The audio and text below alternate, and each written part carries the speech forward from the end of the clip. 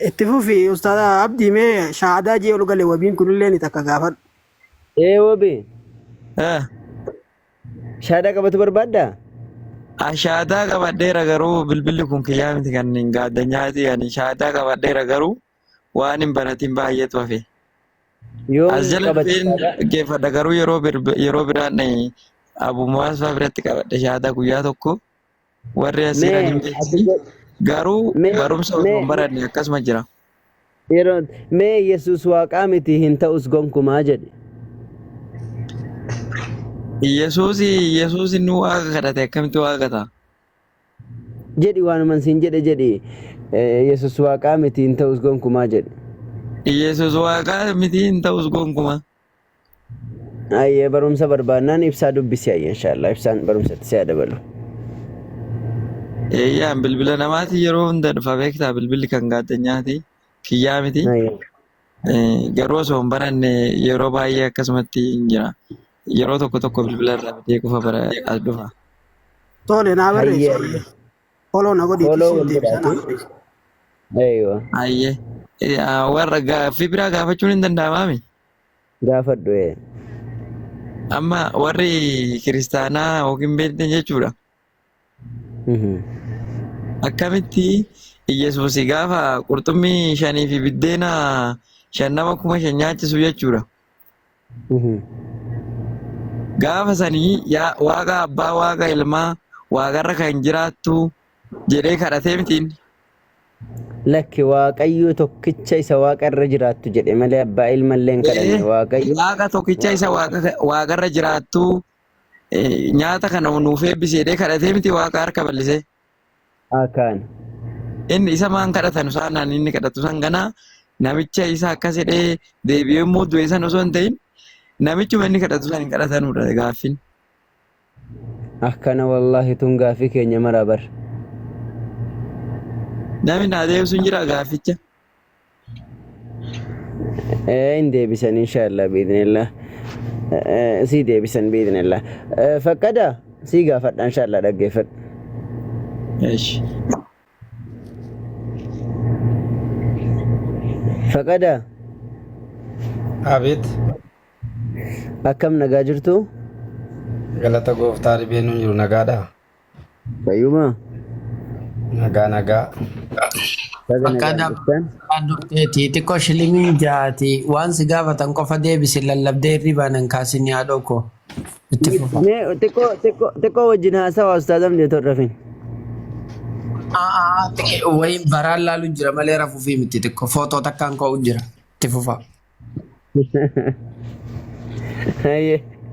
Quba lama ol qabuun dagatiraa gaa yeroo footoo kaatan.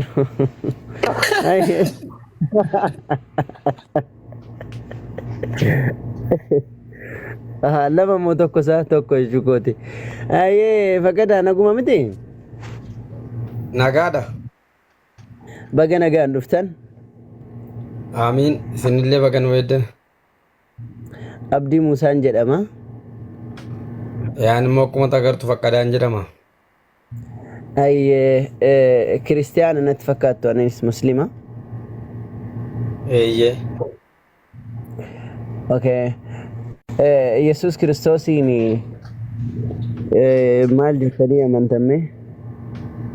Moo waan cubbuu irraa haasofnu waan cubbuu moo waan Yesus irraa haasofnu? Waan fedhe yoo ta'e iyyuu haasaan kamanne haasaan gaariidha garuu waan tokko wanna dhibe keessaa iddoo baay'eetti yeroo wal hordofnu dhugaa jirtu walirraa baratanii wal barsiisuun akkuma jirutti gama kanas ta'ee gama sana dhugaa jirtu namni yoo wal hubachiise naamusaan akka quraanaattis ta'ee akka macaafa qulqulluuttis namni naamusaan karaa nagaadhaan waan jiru hundumaa dubbatee wal amansiisa malee akkasin amma qabattan kanatti miira jira gaamiti amantii abbaan amantii isaatti amantii isaa hin abdataa hin jaallataa lubbuu isaa gaarraatti akka jaallatu beekamaa moo beekamaa miti? Sirriidha dhugaadha.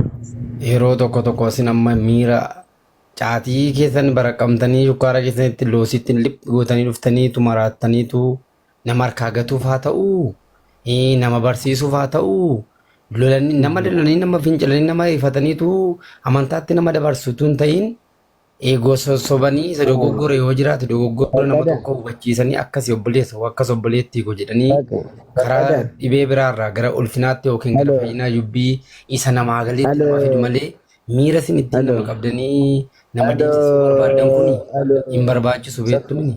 Nun amma fakkada aloo dhagaama hin dhagaama bilbila walii dawwalaa irraa oduu odeessaa irra waan siin jedhe maal dhagaa yeroo maal gabaa keessa nama amtan dhageessi biran jiran araqee malakkeedhaan fudhannee qaa itti goonee daansiidhaan lafan balleessinuu mire caatii kee moqqoo dhiisaa mee dhiisaa yeroo takka dhiisaa jaajamaa dhiisaa banadhu maayikii maayikii banadhu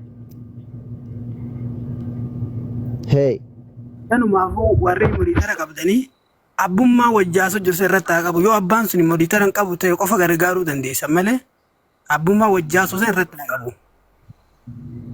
Akkaan amma gurbaan kun laala amma tiktok seenee garee shaadaa waan ta'eef hin beeku amma eegarra qaban kana maayikii banachuu waan beeku miti laal.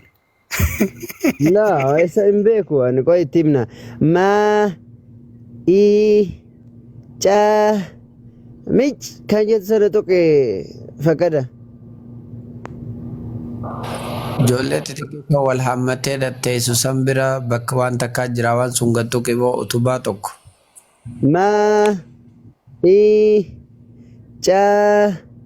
Mich jettu sana tuqe hin baate oo.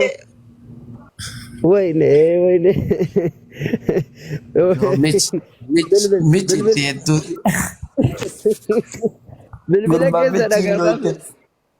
Bilbila keessa dhagaa baasuun oolu.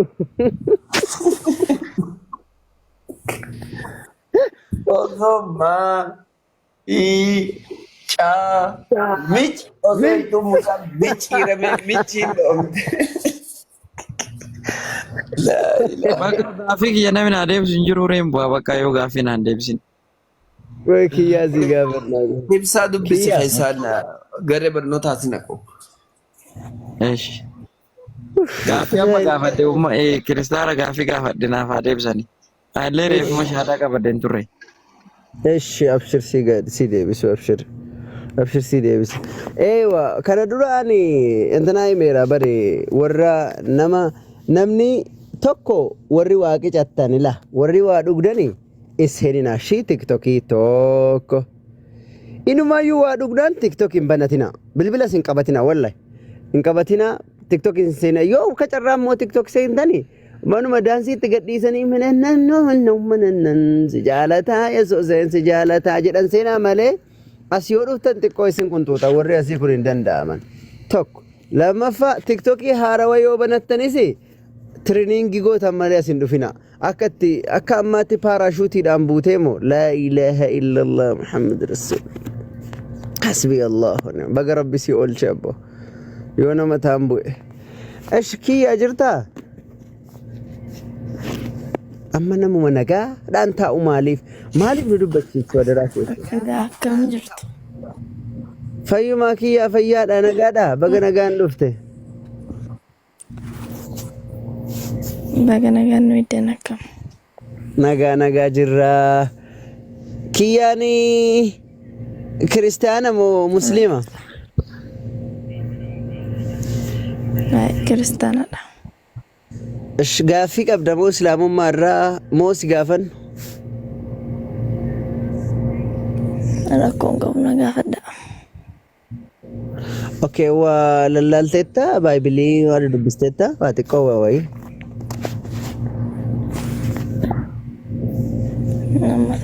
nama kora malee hunda danda'u. Eenteedha? Ayyee. Ente taanaan immoo goboziidha yoollee dubbisuu baatte fuuteen ma dhudhungatta ganamaaf galgala yeroo raftuuf yeroo ribakaatu ente taanaan homaan jettu warra tokkotu agas marantanaan jedhanii baayibilii of biraan qaba hin qabda ammoo biraati baayibilii ammoo dhagyaaf hin deema eessarratti ustaazan hin deemina adaraa keessan hin deemina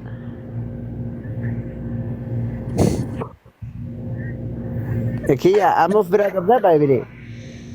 Garaa na bilcheessite tanumaa nan subii hoggaan quraana qaree fite dhudhungadhee kanatti wanta gubbaa kaayu takka yaadadhee bari.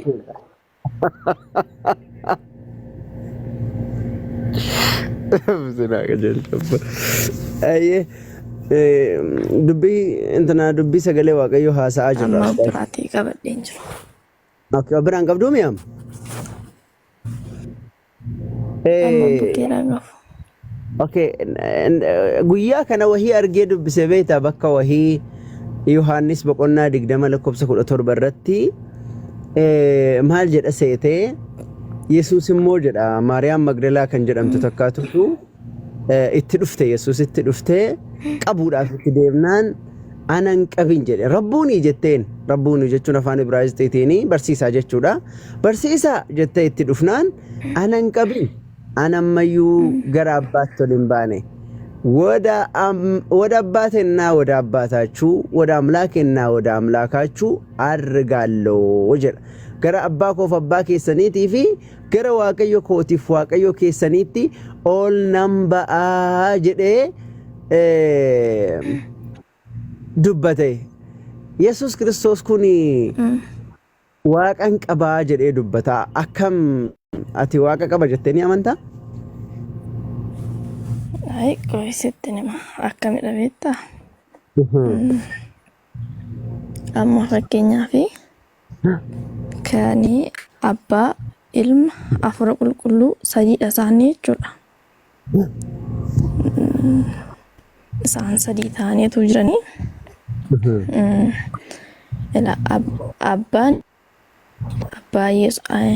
kan afur qulqulluu Yesuus isaa dhalatee biyya lafaa kanarra turetti aanee lammaffaadha jechuudha.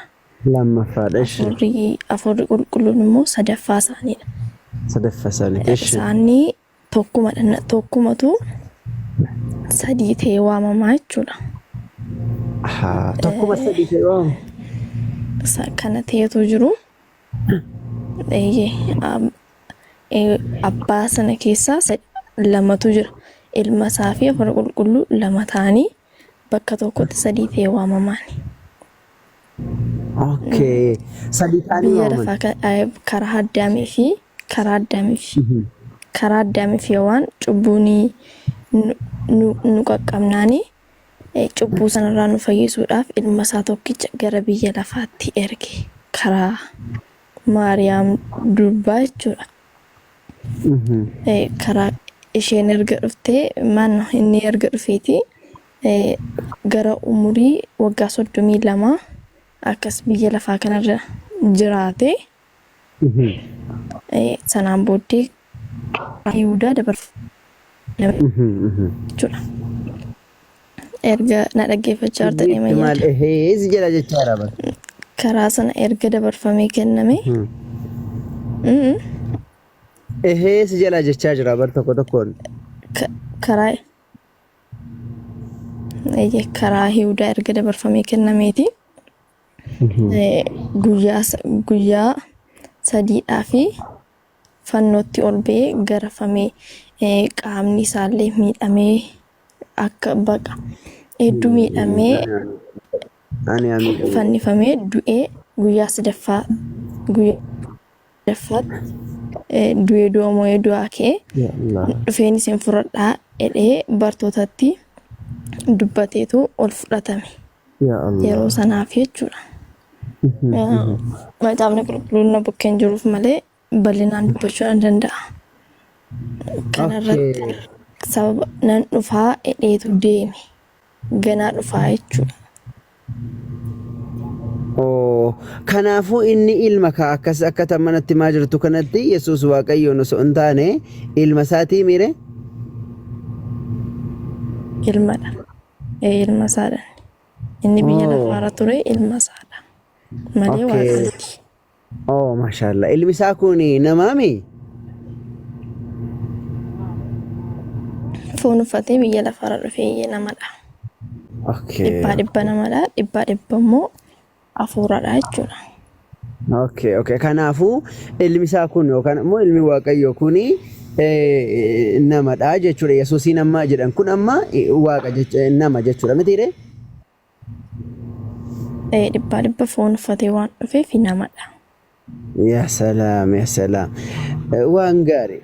Namni kun nama kana itti amantaare? Nama sanatti namanatu hin taane abbaatti namanaanii jechuudha. An abbaatti namana. Yaa salaam, yaa salaam. Akkuma kooti kaanillee bara abbaatti namana. Okay, ilmi isaa sun ergamaadhaan waaqayyootu isa ergatee gara biyya lafaatti isa erge miti? Foon uffatee waan dhufeef ergamaa utuu hin taane dhibba hafuuradha. Dhibba foon uffatee dhufe. Kan nuti kan foon uffatee dhufetti amannatu hin taane hafuura isaa sanatti amanna. Akkanatti 200 ta'a akaakiyyuu fakkeenyaaf amma dhibba hafuura dhibba nama gaafa kana 200 ta'a akka wanni 200 ammoo jiraare yookaan 50 godhi ka.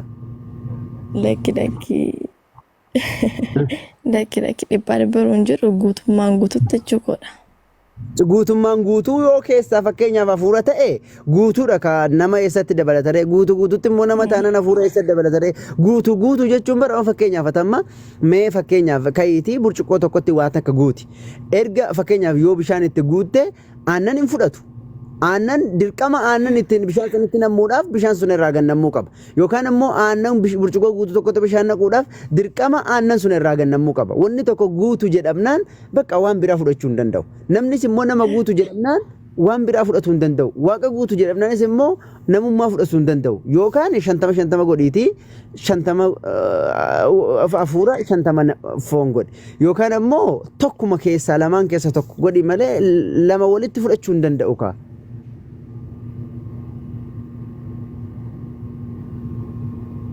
Guutuu jechuun kan waan biraa hin fudhanne jechuudha. Fakkeenyaaf atamma shaantaa tokkotti yoo waa naqxe wanni sun guutuudha yoo jette shaantaan kun guutuudha yoo jette uffata kan biraa fudhachuu hin danda'u. Laallima yoo uffata tirfii yoo ta'e shaantaa biraa bitachuu qabda. Guutuu jechuun waan kan biraa ofirratti ol hin fudhanne jechuudha. Siigalee fakkeenyaaf so waliigalatti wanni tokko guutuudha wanni jedhamu yoo nama guutuudha ta'e waan biraa fudhachuu hin danda'u.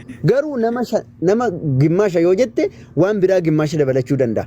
Ammoo wanni tokko guutuu jedhamnaan guutuu jechumti jedhu yetamolla yaani guutamaa jechuudha. Isa booda waan biraa fudhachuu kan hin dandeenye jechuudha.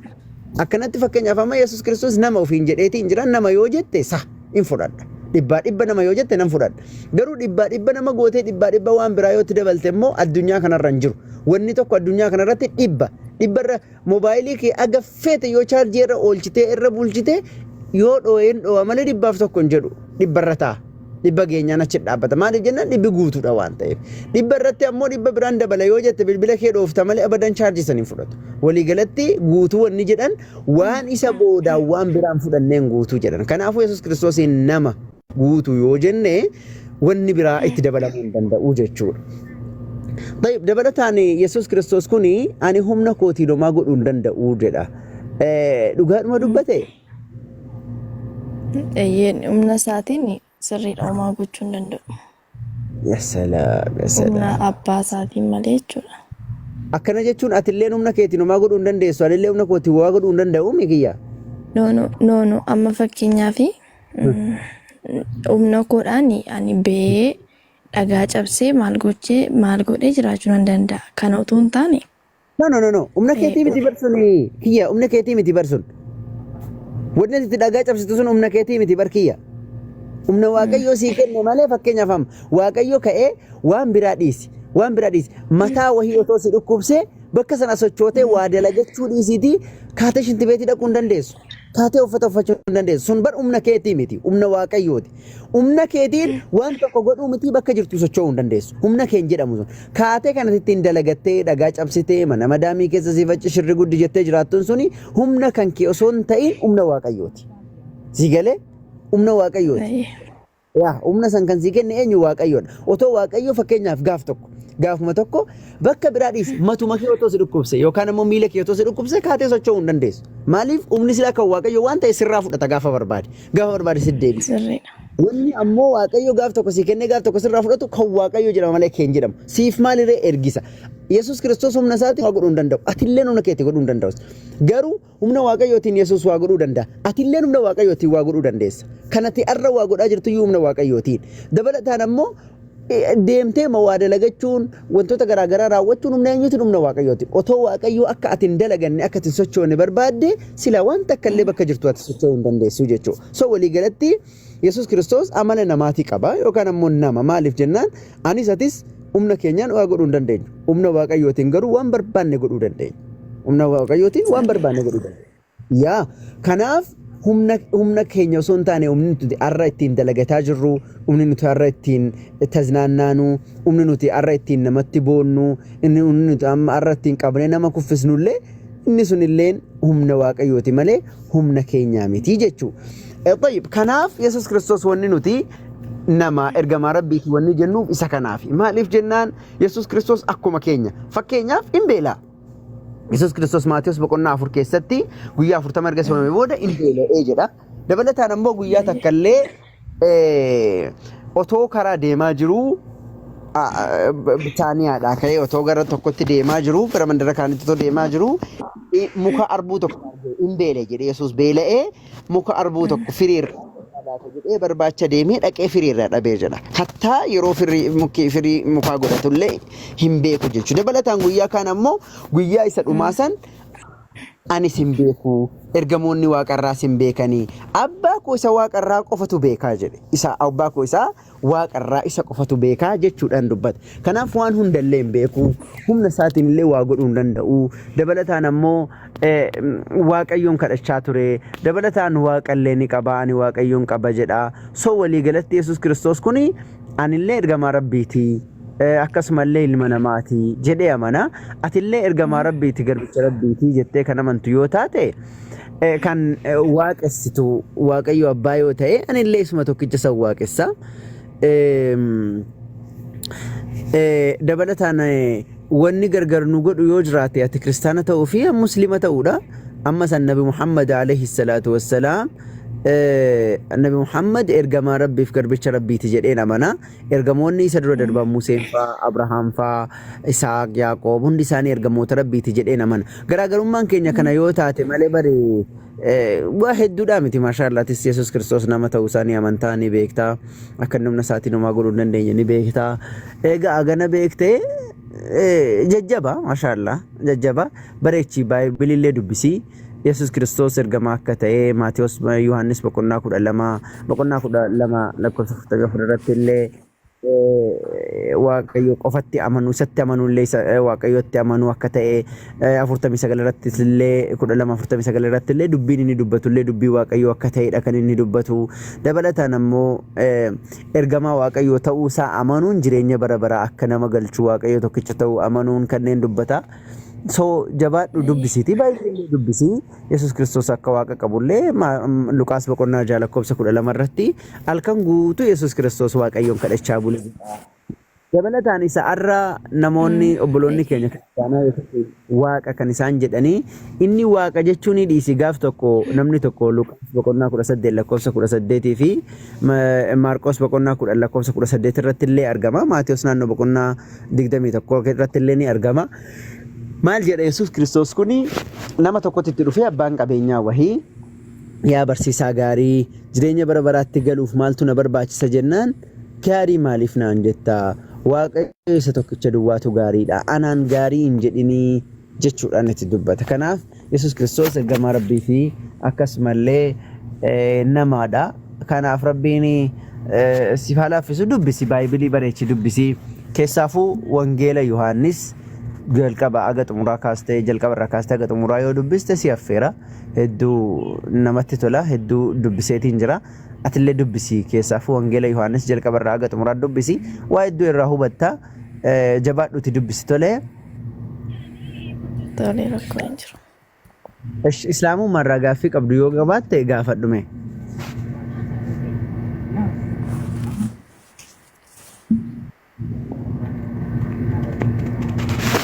Sazamdi kuma kudhan hingaa ya jamaa. Sazamdi kuma kudhan hingaa irra. nama 100 foyi qofatu saafa hundi keessan follow godhaati 10,000 galcha daddafaati hundi keessan warri hin godhin hundi keessan follow godhaati 100 galcha 10,000 jechuu kiyya kiyya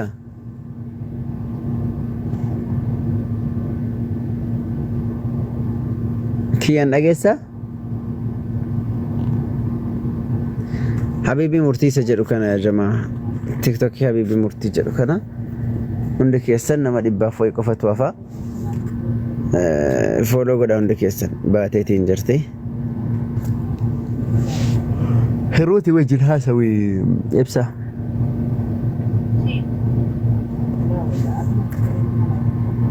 hundi keessan follow godha sabdamdi aywa nama 160 qofatu hafa Habibi murtii يلا ابسا جرتا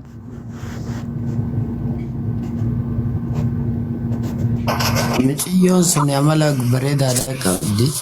Rimee fuutee jirti. يا سريتي مالي سريتي ان شاء الله ربنا لا تسوفي سلام مرة قافل تقافتو ترى كأنه في بربادة يوان بيبي تجرتي وجنها سوا استاذم ديمتك كوسي Lakki wanta tokko qabdee jirta. Waan jabduu takka qabdee jirta. Chumarraatti fufi. ملك تاني مثل اللي بيكا Deemu asumaan jira. Bakka bareedduu takka irra jirta. Waan ati itti jirtu an arkeetiin jira of hafuuraanii waa arke. آمين آمين وندي كيسان فولو قد أستاذم دي يا جماعة ايش ديبتك يا نتوركي كودا يتوقعي هون ይሄ መንፈስ ከዚህ የሚያስወርድሽ የተወጋ ይሁን አሁን ከዚህ ሰዓት ጀምሮ አሜን በይ آمين آمين آمين አይ ከናፍ ወሊ ገለቲ ሰከና ዋይ እርገሙ ማሳል ጌታ ሰማውልሽ። አሜን አይ ergamun maasallee yeroo dubbatu Yesuus Kiristoosiin Yohaanne Maatiyos boqonnaa 15 taksiileen si dubbisitu qabatte gaariidha. Maatiyos boqonnaa 15 lakkoofsa 24 irraa yeroo dubbatu ani warra akka hoolotaa karaa irraa goranii mana Israa'elii badan duwwaaf malee ergamne jedha. Akka saba Israa'el duwwaadhaaf ergamee dubbata. Akkasumallee hojii ergamoota boqonnaa 13 lakkoofsa 23 gubbaatti akkuma abdachiisetti sanyii namicha kanaa keessaa Waaqayyo saba Israa'eliif fayyisaa kaaseera. Inni ammoo Yesuusii jedha. Dabalataan ammoo Maatiyos boqonnaa 10 lakkoofsa 5 gubbaarraa kaastee illee yoo dubbistu tokkorraa kaastee yoo dubbiste bartoota isaa 12 Yesuus Kiristoosii erguu isaa jedha.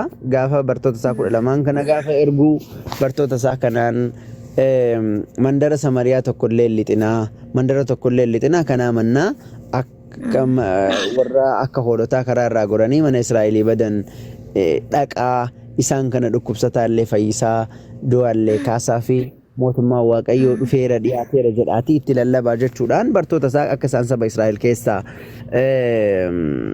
imbaanedha kan inni gorsu. Walii galatti Yesuus Kiristoos yeroo dubbatu saba Israa'eliif akka ergamummaan isaa saba Israa'eliif ergamedha kan inni dubbatu. So kanaan ol qabatee illee inshallah Baayibilii illee dubbisi. Hundaa ol ammoo Baayibilii akka dubbistu si affeera. Nuti kaayyoon keenya namni musliimaatillee quraana dubbisee quraana hubachuudha. Akkasumallee Baayibilii hubatuudha. Dabalataan namni kiristaanaallee sirriitti Baayibilii isaa hubachuun nuuf fedhii hawwii keenya. Kanaafatillee Baayibilii dubbisiiti. Sirriitti waan Baayibilii keessa jiru dubbisiiti axanna'iiti. Achi booda ammoo san booda innuu gara si geessutti geessa sirriitti dubbisi macaafa tolee. Islaamummaarraa waan gaafachuu ta'u jira waan gaafachuu barbaadu qabda Islaamummaarraa. Amma kanaan duraa quraana ammaan dubbifne har'uma dhaga'uu koodhayyuu harka caala. Okay, Islaamummayyuu dhaga'uu jirtaa? Yaa'u quraana isaanii har'uma akka Feeseen akka tasaa ta'e malee dhageen beekumma kanaan dura Okay, mana kana takkaa dhuftee hin beektu? hin beeku har'uma dhufee. Ya Allah, ya Allah, ya Allah. Daddafa ijoollee buna danfisaa, shaayii danfisaa, miila dhiqaa fi maal la ilaha keessummaa akka kanatti teessanii ilaaltan ijoollee. Warri shamara?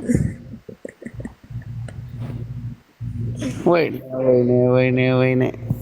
Gudii nu godhanii argitee keessummaa kanatti callisanii ilaalu. Bishaan ho'isaa miila dhiqaa fi ijoollee warri shamara.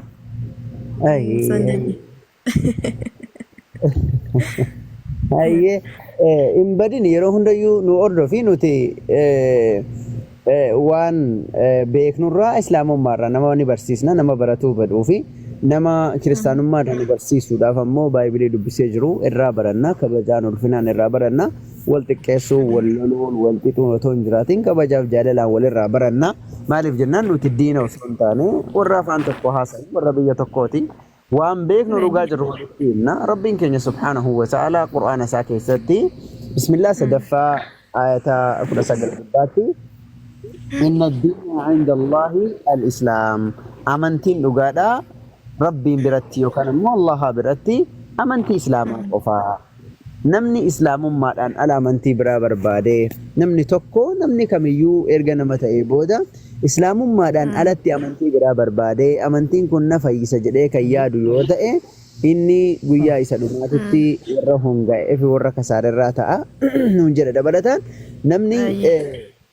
نمني إسلام ما كبته جنة أكسينو إسلام ما دان ألتي أمو أمنتي برا كبته ilma namaati waaqa kan jedhu yoo ta'e waan biraati waaqa kan jedhu yoo ta'e abidda bara baraa seenaa abidda sana keessa ammoo booftillee jira akkasumallee abidda bara baraan nama gubaa keessaa ba'uun hin jiru kanneen rabbiin quraana keessatti nu hima yaa nuti fedhiin keenya namni kamuu abidda jahannam jalaa najaa bahuudha rabbiin siinillee sifaa laaffisu yaa macaafallee dubbisiiti inshaallah yeroo hundayyuu nu hordofi kottuutii dhaggeeffadhu waan gaafisitti ta'u yoo jiraate gaafadhu nuti akka muslimaatitti nuti muslimoota amantiin keenya islaamaa rabbiin keenya tokkicha allaha jedhama inyaatun dhugurra fummugu ilman qabuun dhalchinen dhalannellee hirkoo waa hundaa nama hundaafuu hirkoo kan ta'e nama tokkorree hunda nama kan nyaachisee obaasu nama tokkorraa nyaataaf dhugaatii kan hin barbaanne hunda namaa kan jiraachisu nama tokkorraa jireenya kan hin barbaanne isa sanidha rabbiin keenya kan nuti gabbarru dabalataan nabi muhammad kan jedhamantu jirani isaan nama nabi muhammad alayhi salatu wassalam nagaaf rahmanni irratti ajraatu nabiyyi rabbiiti karaa isaatiin ergaan islaamummaadha nu dhaqqabe jala kana jirta inshallah connection si buutanatti fakkaata connection ida jamaa namni hin baasne yoo danata indeebit inshallah kanaaf nabiyyiin keenya nabi muhammad jedhamanii isaan ergamaa rabbiiti in waaqeffamanii in sagadamanii fi in kadhatamanii nama bakka already isaan nama ammoo ergaa rabbii fidanii nuun ga'anii ergamaa rabbiiti jennee amanna kitaabni keenya immoo qur'aana jedhama dubbii rabbiiti karaa jibriiliin nabi muhammad irra bu'ee nabi muhammad irraa nu dhaqqabe yaw amantii keenya kan itti nu ajaju ammoo rabbi tokkicha kophaa isaa waaqessuu fi akkasumallee nabiyyootaa fi kitaabalee itti amanuudha dabalataan haadhaaf abbaa keenyallee tolatti oolu isaan nyaachisu isaan obaasuu fi waan dandeenyeen isaan gargaaru sagaagalummaarraa fagaachuu hannarraa fagaachuu sobuurraa fagaachuu namoota kamiyyuu kabajuu fi jaalachuu kanatti nu ajaja amantiin keenya isa kana walii galatti namoonni baay'een ammoo islaamummaan ajjeesaadha jibbaadha qalaadha gataadha jedhanii akkasitti haasawanii sun ammoo waan islaamummaa keessa jiruu fi practically waan islaamummaa keessatti namni seenee argu lafarratti argu son taane waan namni jibbaa islaamummaatiif qaban waan akkasii haasaaniidha nuti islaamummaan kallattitu jaalala kabaja akkuma nuti ammaati kiristaana nuti muslima takkaasii arginee hin beeknu garuu kabaja obbolummaatiin kolfaa taphataa waan akkuma masiibne kanatti islaamummaa katoo kanatti nu ajaja waliigalatti wanni islaamummaa irratti odeeffamu islaamummaan jibba labsaa ajjechaa labsaa wanni jedhanu islaamummaan kanaa miti islaamummaan haaluma nuti amma ittiin haasa'u jiru tari nuyyuu hanqachuu malla nu hanqannaayyuu malee kana waliigalatti islaamummaan isa kana siin jechuu barbaadani gaafii dhuftee gaafachuu dandeessaa homaa rakkoo Ayyee rakkoon hin jiru. Ayyee dhaggeeffachuu dandeessaa ammallee teessee jechuudha. Ishi rakkoon hin jiru. Ayyee ibsaa Heerootii wajjin haasa'ime.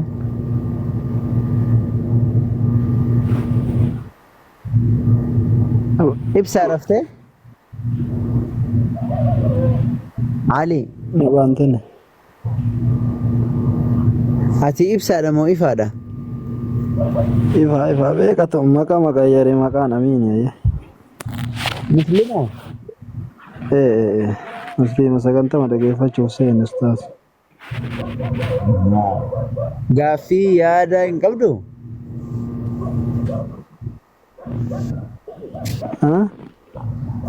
Gaaffii yaada hin qabdu? Maal jettan?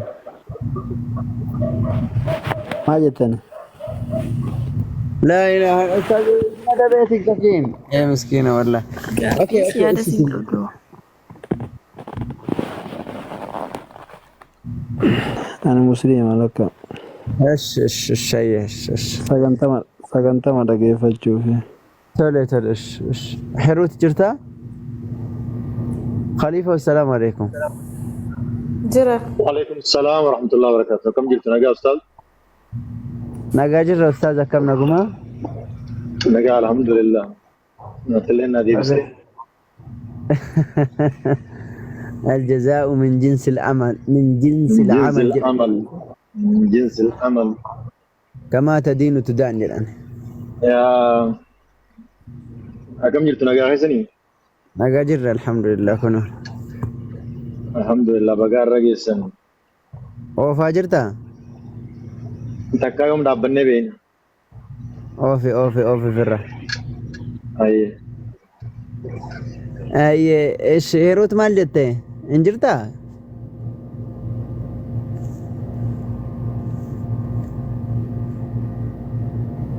إبسان كومنتي بريسا جرابر maybe سجل رات كيسنا فكاتا. أرجع. أستاذ عربي legal چاو دندين. أستاذ عرب تيك توك كده ده إبسام مو كومنتي سارجينير. أيه هيروت جرتا؟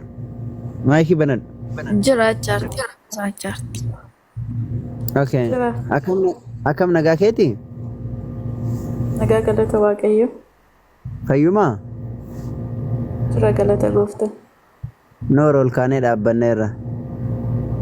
Taa jilbi keessan nagaa qabaatu. Ameen. Keellee nagaa haa ta'u abbo.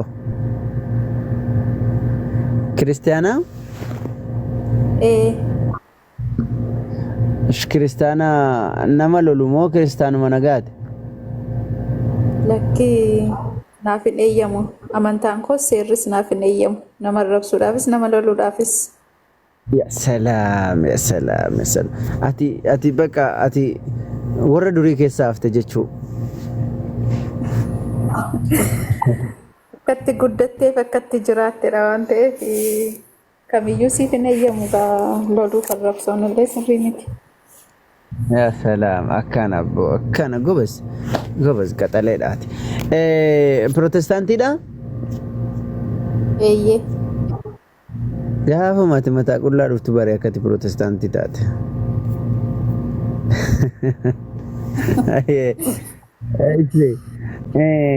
Waan nu gaafattamoo si gaafanna?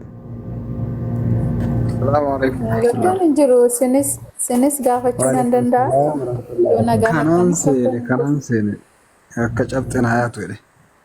Ayye ahlan sahlan baga dhuftan. Maal balleessanii adabamtan ustaaz? Wallahi kamarana darbu qofa arge maal beekan. Jabra. Ya ilaahi anaan iyyuu natti agarsiisaa ture namni gastii irraa remove godhinaan jechaa ture. Gastii irraa remove godhinaan jechaa ture indi deeman. Maal abbaa isaa beeka TikTok irraa waan ta'e futee jira. Waaqayyo isaa qajeelchu abbo. Re'aan haasawaatu ture wanni biraa manni badi maali? Haga waa haasaa ture sir report godhaa ture immoo anarra qabanii report godhan natti fakkaata kiyyuu qofa. Waaqayyo sagalee jireenyaa isaa na dhageessu. Itti fufaa mee Hiruut kana haasofsiisaa? Hiruut. Abeet. Yeroo taasifaa jirti yoo akka teetti kanaa yoo taate. Maaluma taasifte akkanatti? Lakkin taasifne taa'umsuma kootu akkasii malee. Teessuma kanatti hundi akka agarree miti. Mee maal garee shaadaa kana jala maal fa'aa barataa jirtame? Muwaara dhuftee ati? Dhugaa dubbachuuf yaadhuman dhufe mana kanaaf illee haaraadha.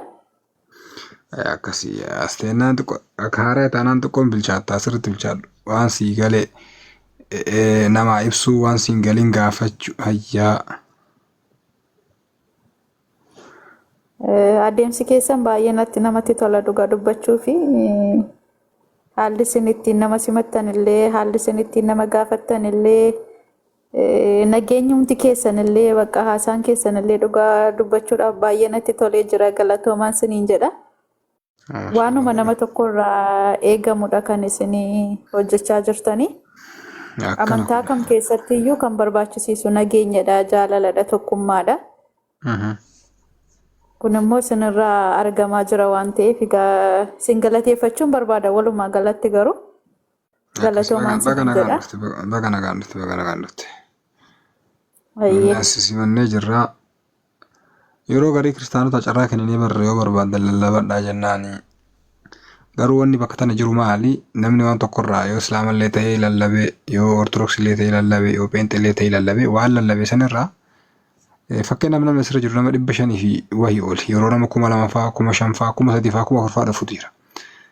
Namni 2,000 jechuun charchii keessatti yeroo garii namni 1,000 miti. Namni 500 walitti hin qabamu. Akkasuma charchii garii keessatti.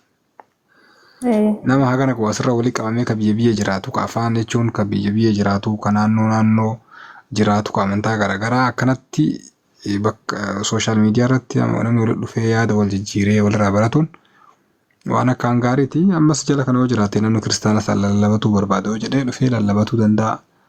Lakkii yookaan barnoota eega namarraa dhageeffadhee jira wanni eega namarraa dubbattan kun bakka kana dogongora yoo jedhellee dhufee dogongoraan sirreessuu danda'a. Yoo ammoo lakka wanni isin jettan sirriillee jedhee gariin shaadaa qabataatuma oola. Wantoota hedduutu asirratti deema waan ta'eef inshaallah hatee gaara taate homaa isin hin jennu. Lallabillee isin hin jennu baradhu inshaallah gobateedhaati jabaadhu. Rakkoon qabu gara fuulduraatti lallabas ta'u carraan nuu kennamnaan lallabuunis faarfachuunis hin danda'ama. Abdii mootara naa kenname ammumayyuu lallabatu dandeetta rakkoo takka illee hin jiru yoo faarfannaa qopheeffattes yoo lallabadha jettes yoo uummataan wal bara jettes waan barbaadirra dubbatu dandeetta kun keessummaan simannaa waan ta'eef abdii mootara naa kenname.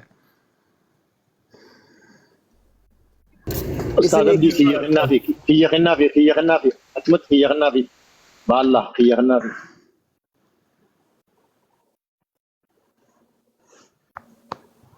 Namni dubbataa jiru ijoollee amma ooditara na kenna namni qabdan. Hin qabdu ustaaz hin qabdu. Amma ooditara hin qabu. Hin qabdan ustaaz ni qabdan isinii kenneera. Ayiwa. Argitanii? Qoyaa amma. Argee jira dhufee jira. Warri abdii rafe jettan diinni koo haa rafu guyyaa akka irraa kana rafanii kheer inshaallah. Kiyyaa guddisee ruutu. Diina koo hirribatti naqeeraan guyyaa har'aa akka har'aa kan diina koo hirribatti naqe. Ameen anillee ni dhagee ameen.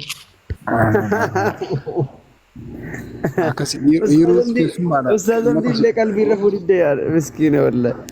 Hiruutiin lallabadhaa jechaa jirti. Haala lallabattu gaamee kun hiruutti dubbadhu. Carraan si kennamee jira waan barbaade dubbadhu. Faarfachuu si wayyuudha ustaaz Arab. La faarfannaa lallaba feenanii maqaa abbaatiin maqaa horichaatiin warra jedhe aamin sanfaa barbaannama hiruut haala lallabattu. Hiruut. Lallaba guyyaa biraan ta'ure. Wallahi arra keessummaadha ustaaz bakka hin dhufuufilleedha. Narra keessummaadha rakkoon qabu bakka.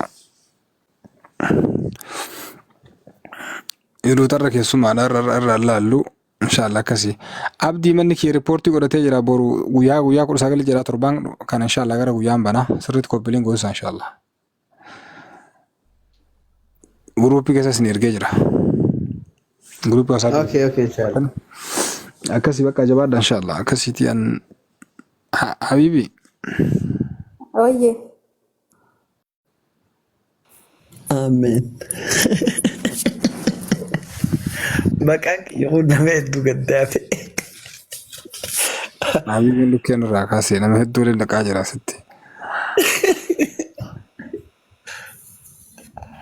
Hoggaate Habiibi jette hiirota hooyyee jette manaa si baasuu deeman har'aan tana gaa bakka bultu barbaada. Arab kakatti laaftuu ba'uu miti nyaatumaa fi jilbaa fi waan qilleen ba'u. Ay, tabi taate Habiibi jennaan hooyyee si jalaa jettu tun. Lola addunyaa sadaffaa akka jechuudha. Biyya Araba waan jirtuuf biyya Arabatti Habiibi jechuun bar gara sitti hin fudhatamu. Dhugaadhe. Akkasii. Addaba sirriitti addaan namaarraa. Hiruut Ortodoksii keessa turte moo ati pheenteedha jalqabumarraayyuu? Aran jalqabuma irraayyuu maatiin kiyya hundumtu achas dhuftuun pheenteedha. Akkoon akaakoles moo? Hundi isaaniiyyuu. Kun naaf haaraya. Ijoollee naannoo kamitti Wallagga moo ati Shawaadha? Lakki Shawaa keessaa Amboo. Ijoolleen Amboo Ortodoksiidha pheentee eegataan waan sadarkaa turan illee natti hin fakkaatu. Anyway, Amboon keessattuu irreedduu waaqeffataadha kan beekutti. Akka nama Habiibi. Amboo godina kootu Amboodha. Aanaan koo aanaa Iluu Galaan yookaan Shawaa akka jirtutti duraani Islaama tan turte gaafa Shawaa sulxaaneetiidha san. Sulxaaneeti Shawaa san. Sun booda wanti eenyu namicha filaa sun kaa bineensa sun eenyu maqaan isaa bineensa. Famililikiin xayyaaraan irra deemee nama bira kutee lafallee kiristinaa kaase ortodoksiidha. Yaa maqallee lafallee jijjiiree dhugaadhe. Oromoo irraa Amaara godhedha. Yooni yeroo sanallee dhalachuudhaa baaddee seenaa akaakayyuu koo abbaan abbaa kooti jechuudha. Yaa namoonni bara sana jiraatan bara amantiin kiristaanaa fi amantiin musliimaa wal lolaa turan bara isaallee ani gaaroo sanas hin dhalannes hin beeku garuu yeroo haasaamu seenaa keessatti yeroo isaan dubbatan nan dhagaa. Yeroo sana bara amantaa kiristaanaa fi musliimni wal lolanii akaakayyuun koo amantaa kanaa fi hidhamanii garafamanii mana hidhaa keessatti mana iddoo dukkanaa keessatti hidhamanii baay'ee gidirfamaniiti amantaa kanaaf lubbuu isaanii wareeganii jechuudha amantaa pheenxee kanaaf jechuudha. Daqiiqa Islaamaatu pheenxee akkasitti hidhame. Naagale Islaamaatu pheenxee sun akkasitti bakka dukkanaatti hidhe moo pheenxeetu Islaama hidhe? Ani gaa yeroo sana waan beeku hin qabu garuu yeroo sanatti gaa amantaa kiristaanaa fi amantaa musliimaatu yeroo sana akka naannoo keenyaatti baay'ee wal lolu beektaa yeroo sanatti jechuudha. Amantaa kiristaanaatiin amantaan kun karreef dhufedha jedhama yeroo sana jechuudha. Kan akaakayyuun koo lubbuu isaanii irratti wareeganii jechuudha. Islaama osoo hin taane kiristaanaa fi pheenxee jechuudha ustaas.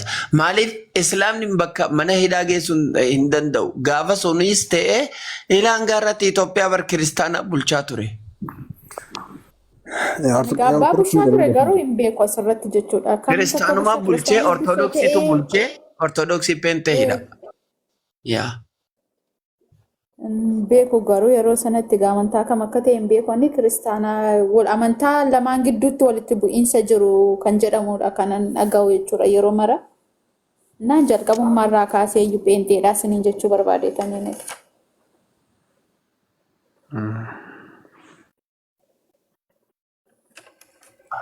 Pheenxeen dheengadda dhufte akka seenaatti yoo dhugaa dubbachuudhaaf yoo taate dheengadda dhufte haadhoo koo. Sigalee ortodoksiin immoo by the way ortodoksiin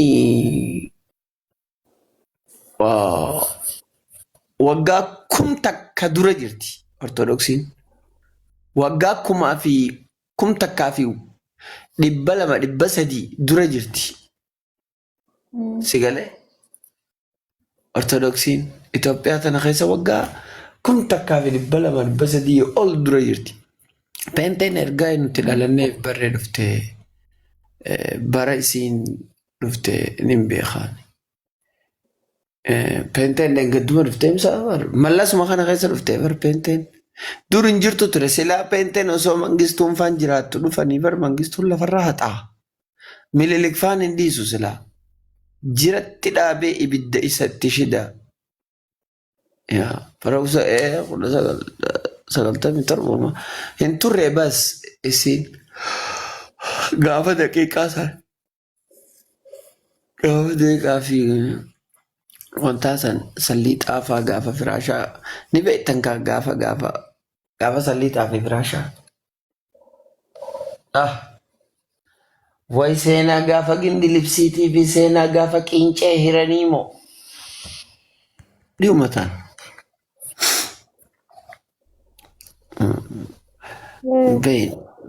Garuu hin turre garuu isiin Ortodoksiin turtuudha irraa miti. Mallika maqaan isaa Muqawqas jedhamutu Nasaaraa achi geesse. Akkasii biyya Ortodoksii bulchaa ture.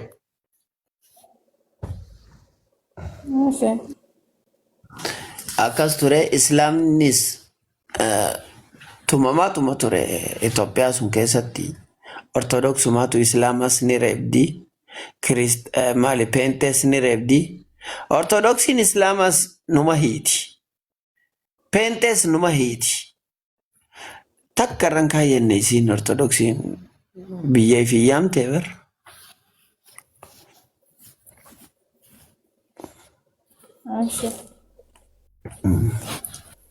Uumamti garuu amma Pentee bulchaa jira biyya. Abshijii. Egaa amantaadhaan illee hin qabamu gaanni kanuma nama hundaati waan ta'eef. Uummatii maal goona. Amma immoo dabaree waa xiqquma inshaallah Islaamaatu wanta jaa eegas booda furmaanni guutuu waliigalaa nagayaan dhufaa.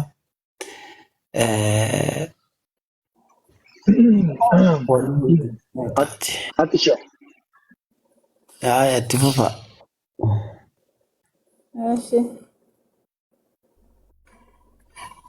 Akkas Asher. Yoo. Wajjinaa seemee miciyyoon tun hedduu nama amala bareedaa fi amala bilchaataa qabudha. Dhugaa Waaqayyoon amala isa gaarii kana siif kenne sirraan fudhatinaa dhoko. Amiin. Inni akkana amala bareedaa dassaa kana si ilaate maqaan isaa qulqullaa'u. Amiin. Yeroo jalqabaatiif nama haala amala gaarii qabu isaan lameen kanaan arge kiyyaaf heeruutti amala gaarii qabanii namusaan nama faana haasawanii rabbi akkamatti irratti irraanfatu. Fakkaata. Maashaallah. Lakki ara waliyyuu hin beeknu dhugaan hin beekuni. Guddisa wal fakkaattan guddattan guddisa gaarii amala bareedaa.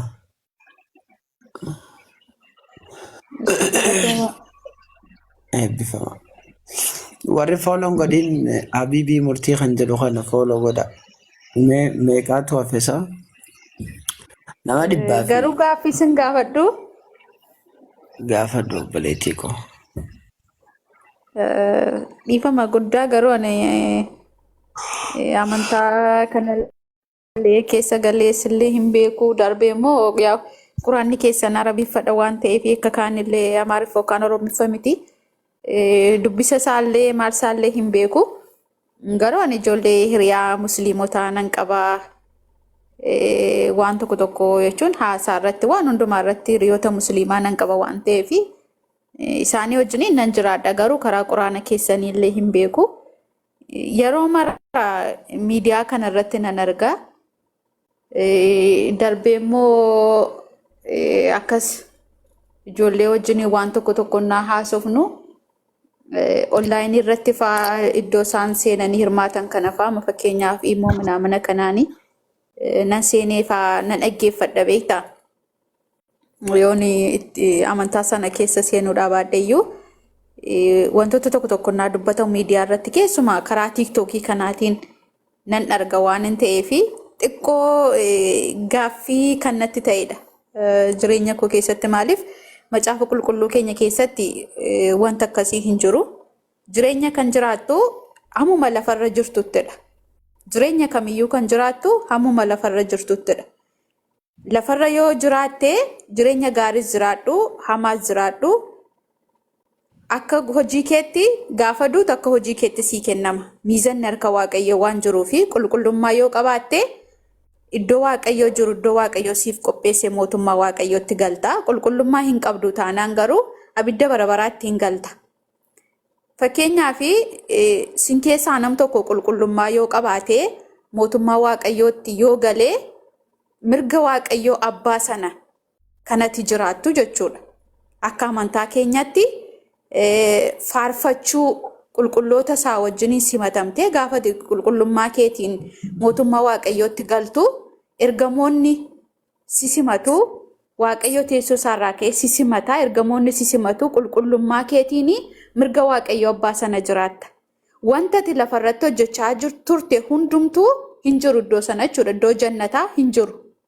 Fakkeenyaaf lafarratti biddeen tolfattee nyaachaa turte, haadha manaa kee wajjin jiraachaa turte, siree tokkorra bulaa turte, ijoollee kee wajjin jiraachaa turte lafarratti jechuudha.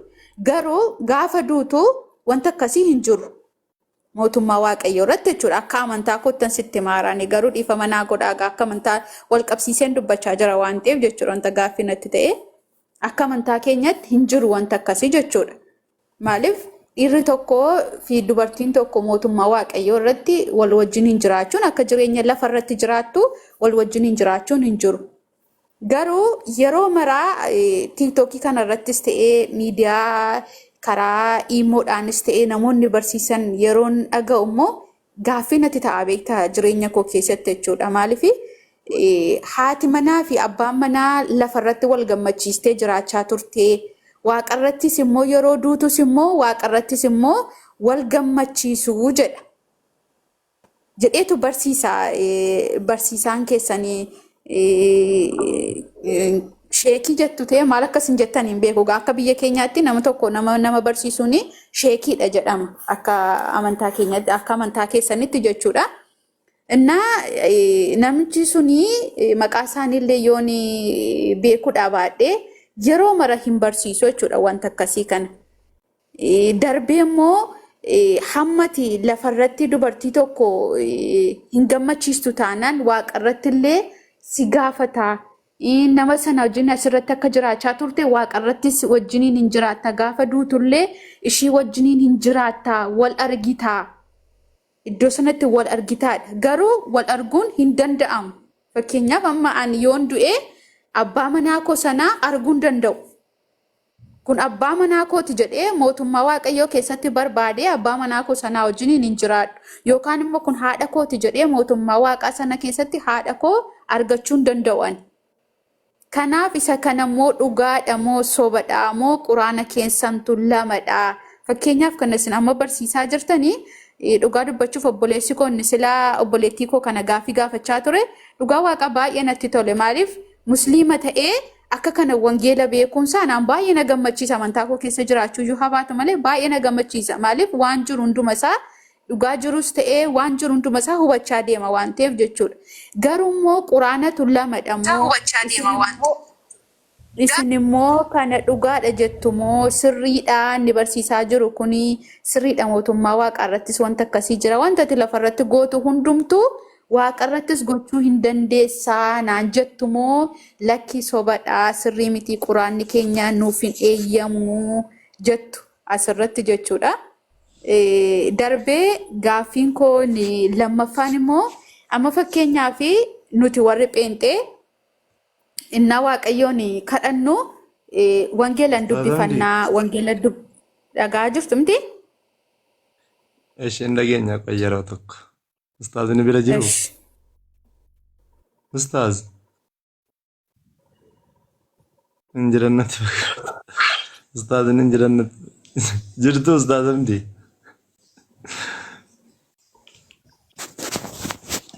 Haafisa tu jennee dhiifnee bartee bubuu jirti. Jirtu? Maal bitatti? Maal bitatti? Maal bitatti? Gaaffii siin gaafatte meeqa gaafatte siin amma? Hojii keenya adda abba. Maayiti Ali. Maal hedduudha gaaffiin si hedduudha maal fixatti ree ni heddummaati tokkuma tokkoon gaafataa adeemtu malee. Tokkuma tokkoon gaafataa. Jechuun gaafa nama keessummeessan wanni isin yaadaa fi haanii fi kaan wal cinaa qabdee haasaa jirti waan ta'eef hanga isin bitattu numa obsinaaf jenneetumatti dhiibne jechuu barbaadeeti malee akkas jechuu fayyaa miti. Dhaggeeffadhuuf akkas taanatti. Abshiroo ish. Yaada moo gaaffiidha? Gaaffiin sin gaafachaa jiraani. Gaaffiin sin gaafachaa jira gaaffii. Ish. Itti fufi ayyee. Kun naafaa deebi'u moo dura itti sinii dabalure? Akki gootu hiruuti gaaffii kee axarri godhiiti gabaabsiiti waan gaafachuu barbaachisan gaafadhu yaada hedduu kaaste waan ta'eef keessaa waan sii deebisan wallaalanii gaaffii keessa gaafachuu barbaachisan. Rakkoon qabu guyyaan nufu guyyaan isin qabdan argamuu nan danda'a. Isa ammaa kana naa deebisaa rakkoon hin jiru. Maal ture inni axarri godhiiti akka nuuf galuuf waan baay'ee kaaste waan ta'eef keessaa kan ta'e wallaallee kam gabaabsi gaaffiin kee ijoon maal ture?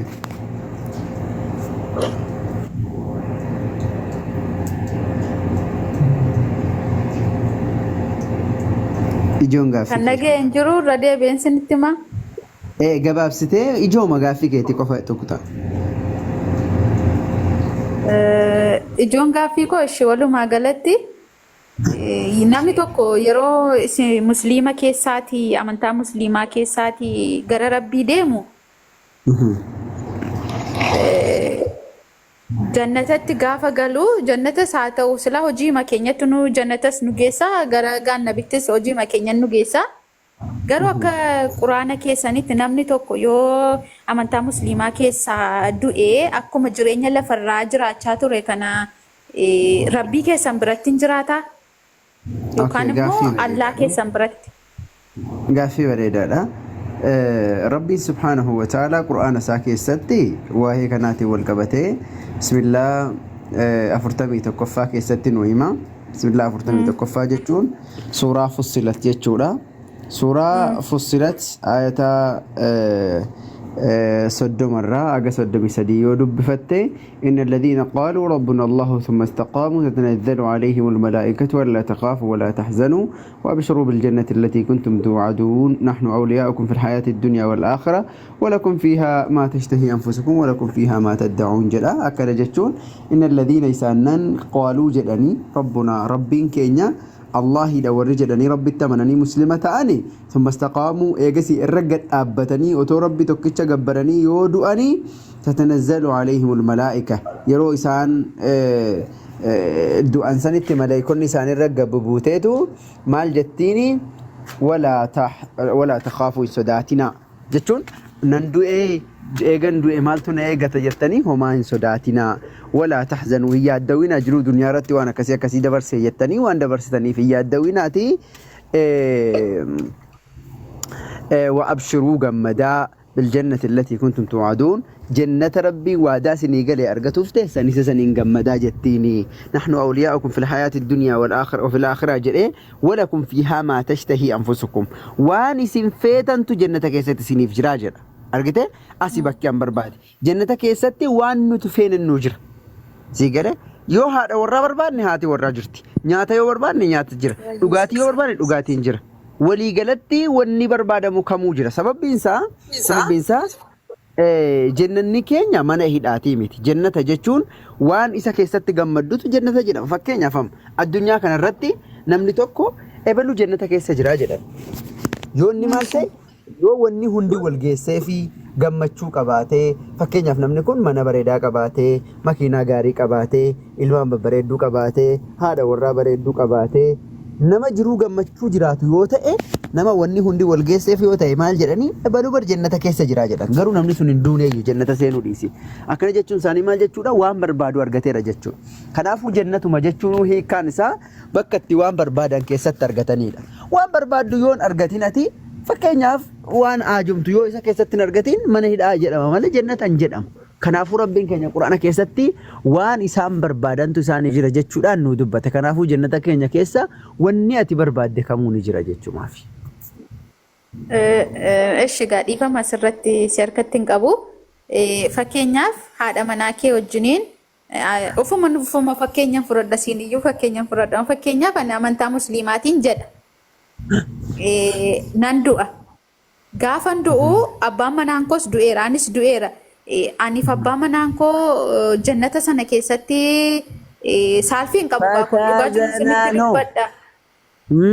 Faataa zanaa jettan achi keessatti saatii barbaadanitti humna duraaniirra rabbiin humna dabalee fi humna jajjabaadhaan waliin dhufan laal. Humna jajjabaa. Waan asitti raawwachaa turre fakkeenyaaf waan dhiiraaf dubartiin raawwatu tokko jannata keessatti nan raawwadha.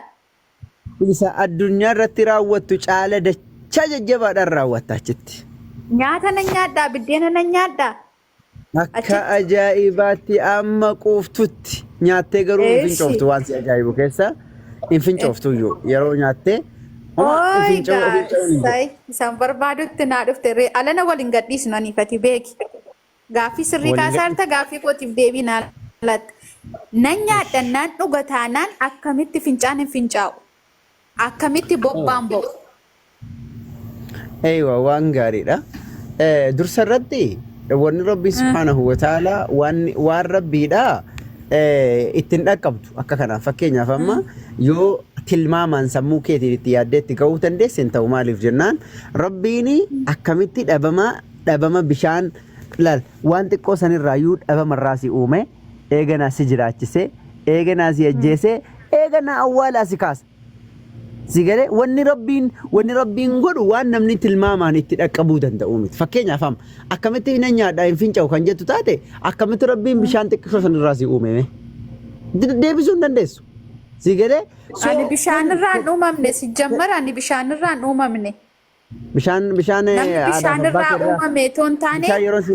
Bishaan yeroo siin jedhu biratti kiyya bishaan jechuun ani kabajaadhaan sitti haasawe yeroo siin jedhu ispermii haadhaaf abbaa keenya gidduudha argamu jechuudha bishaan jechuun sun. Ispermii jechuudha. Eewa ispermii jechuun hundi keenya waan beeknudha inni dhiiras ni dubartiis hin beekna.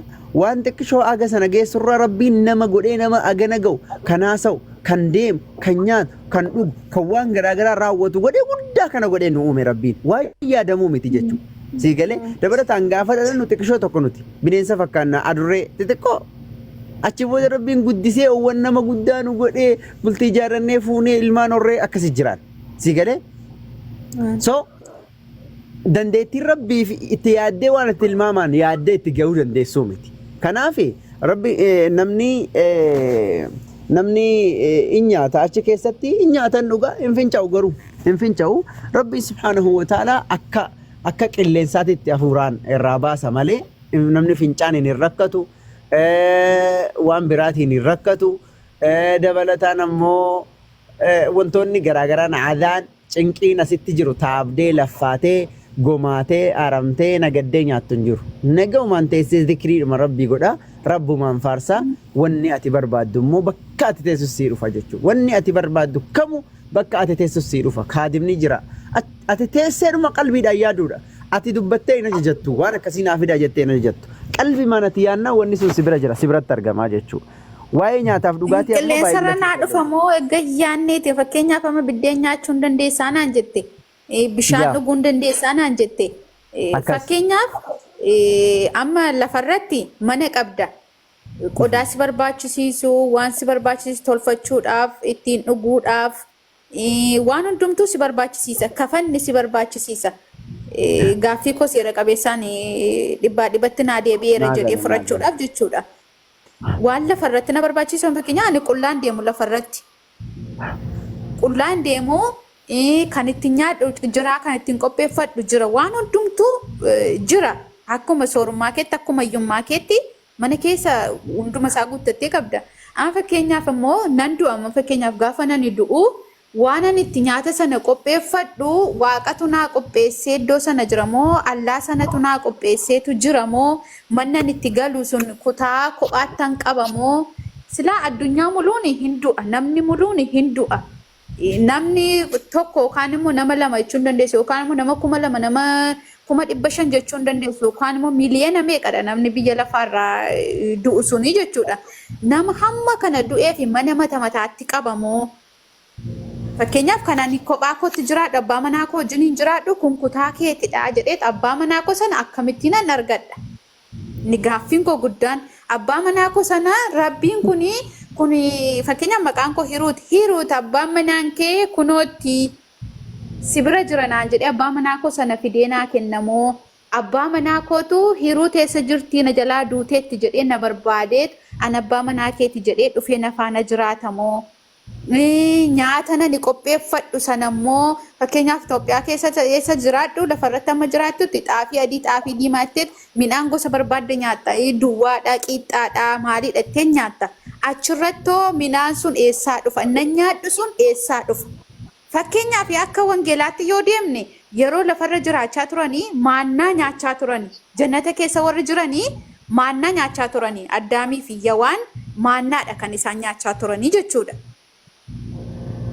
Maannaa isa addaamiif yawaan nyaatanii cubbuutti kufan sanatu iddoo sana jiramoo irgixanyaa mataatee kan natti himtu waan Itoophiyaa keessa jiru waan lafarratti ati nyaattee amma fayyadamaa jirtu kana uffata uffachaa jirtu kana hundatu ulaagaa hundatu achi jira kana ifa naa godhe. Gaaffii bareedaadha. Gaaffii bareedaadha.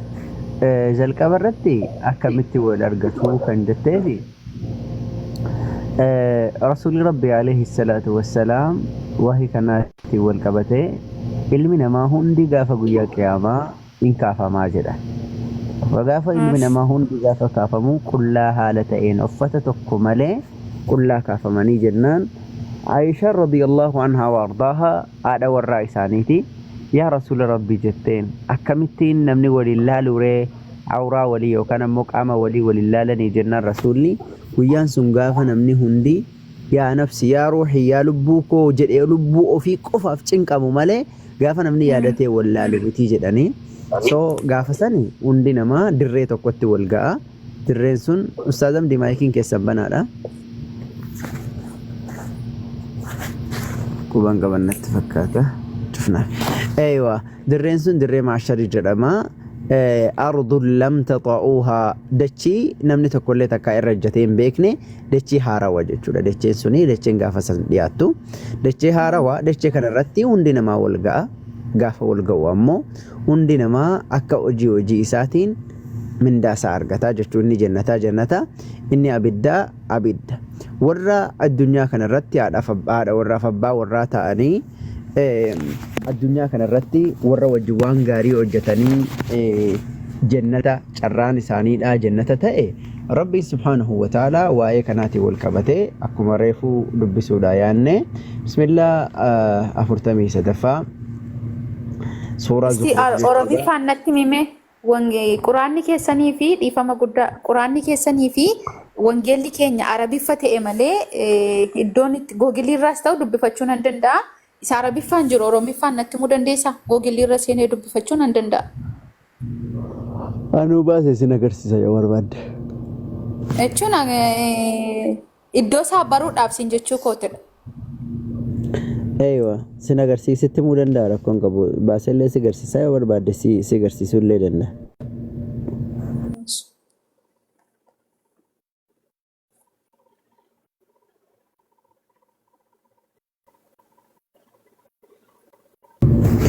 اوكي بسم الله الرحمن الرحيم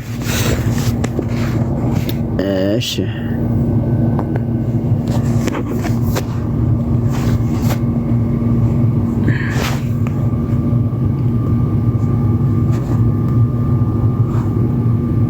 يا إلهي العالمين الله ربنا حسبنا أشرقت الأرض بنور ربها ووضع الكتاب فترى المجرمين بسم الله سورة الزخرف بسم الله فتم سدفة جاءت بزدت Jaatamii sagalee irraa si baasii garsiisa argitaa jirti. Isaanan bismillah 43ffaadha. Kunoo suura Zukhruuf jedhama. Ayata 69 isaanan keeyyattoota keenyatti amananii musliimoota ta'an jedhala. Isinii fi haadholiin manaa keessaniis gammadaa jannata seenaa isaaniin jedhamaa jedha. Argite isinii fi gannat gibuu. Isinii fi haadholiin manaa keessaniis gammadaa jannata seenaa isaaniin jedhama jedha. Eenyu wajjin? Haadha warraa wajjin. Ayaash itti fufee maal jedha beektaa? Qoriiwwan warqee irraa ta'anii fi qoriin beektaa? Qoriiwwan warqee irraa ta'anii fi kubbaayyaa isaan irra naanna'ama. Kubbaayyaan isaan irra naanna'ama. Ishee keessas waan lubbuun feetuu fi ijji itti gammaddutu jira. Waan lubbuun feetuu fi ijji ilaaltee gammaddutu jira. Argitee? Ishee yookaan ammoo jannata keessatti hafoodha jedhaman jechuun isii keessaan baafaman jechuu. Itti dabalee jannata ishee dhaalchifamtan kana waan hojjechaa turtaniini, waan isin hojii gaarii hojjettaniif jannata kana argattanii jedha. Lahum fiihaa faakiha. Isiniif ishee keessatti fuduraalee baay'ee isaan irraa nyaattantu jira. Fuduraa fi kuduraa jechuudha. Ishii keessatti kan isin irraa nyaattantu jira jedha. Itti fufee maal jedha seete? Kan biraallee si garsiisame suuraa insaan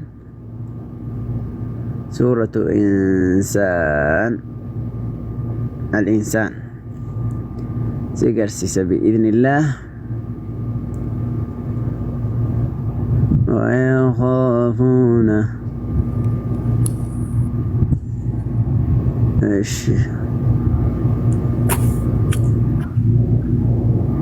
akkas jedhadha.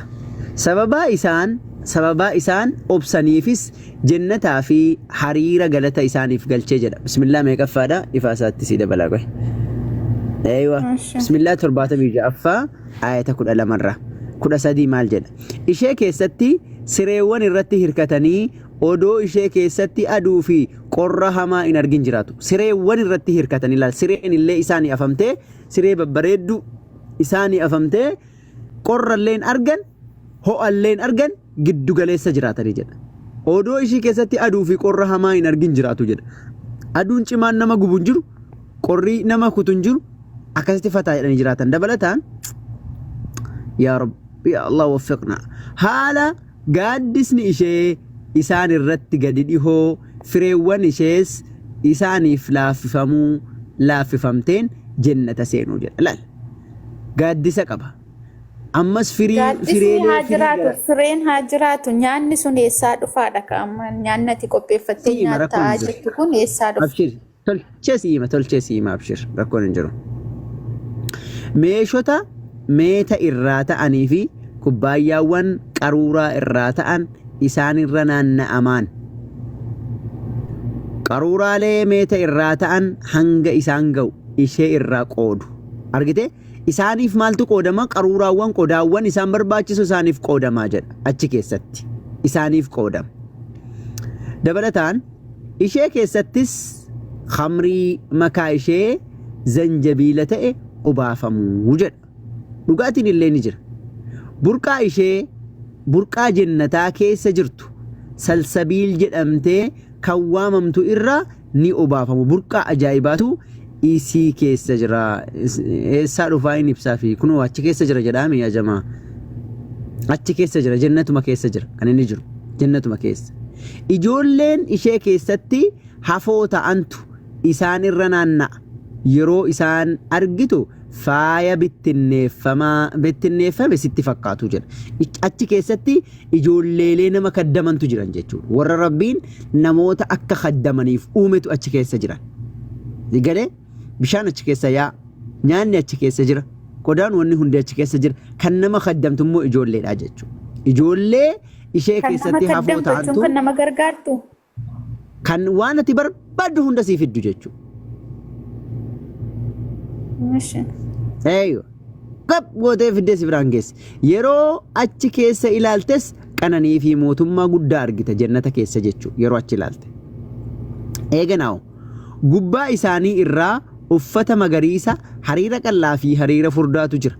Gumeelee meeta irraa ta'aniis ta'es ni faayamu. Gooftaan isaaniis dhugumatti qulqulleessaa isaan obaasa. Gooftaa jechuun gaama allaa keessanii. Rabbi akkasi. Maal jedhaan inni immoo dhugumatti kun mindaa isiniif ta'eera. Dalagaa keessaniin galateeffamaadha isaaniin jedhama. Waan addunyaa irratti waan gaarii hojjette kana. Waan gaarii hojjette kanaaf jecha arra kana siif kennine isaaniin jedhama. Jedha. Tayyib waa'ee maatii immoo qoy si garsiisa. Akkamitti wal argan kan jette ammoo si garsiisa qoy. Hunda gaaffii ati gaafattu quraanni deebii qaba. Eesh.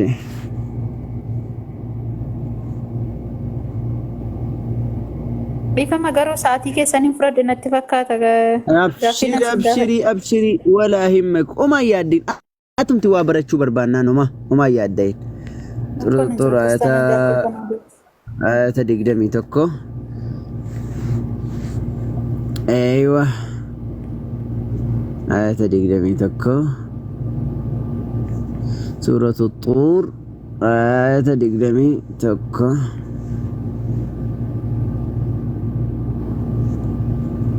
Eshi. Maal jedha seetaa? Gubbaa kanarraa kaasee dubbisa. Dhugumatti sila bilbilli koo kun nagaan isaa fayyuma miti. Adaraa keessan akkas hin ta'inaa kan mul'isa. Qoy iskiriinii isaa xaraga.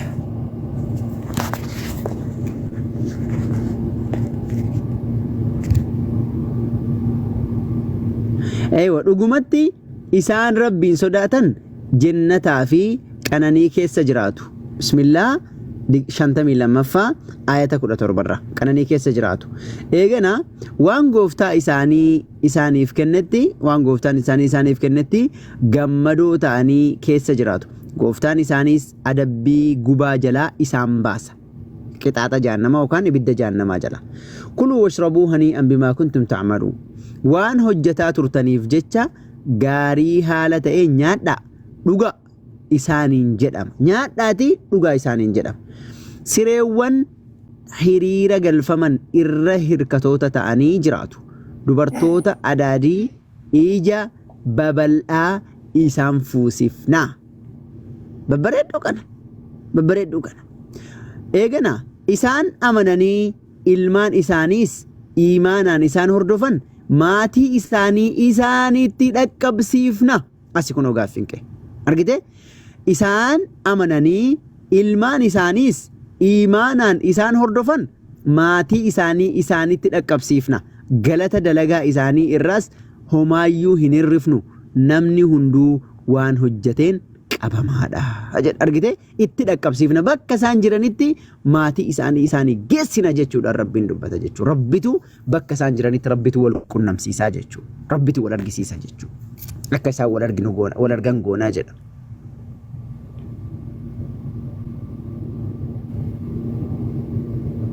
Kanaaf amma ani yoo nama du'ee iddoon ani jirutti daa'ima koo si abbaa manaa koo haadha koo abbaa koo sachitti naa fida. Akkas ati muslima taatee duutee jennaan rabbiin bakka ati jirtutti abbaa manaa kee ilma kee intala kee firoottan kee waliin qabee rabbiin sii fida. Isaanis muslima ta'anii yoo islaamummaa irra du'an jechuudha.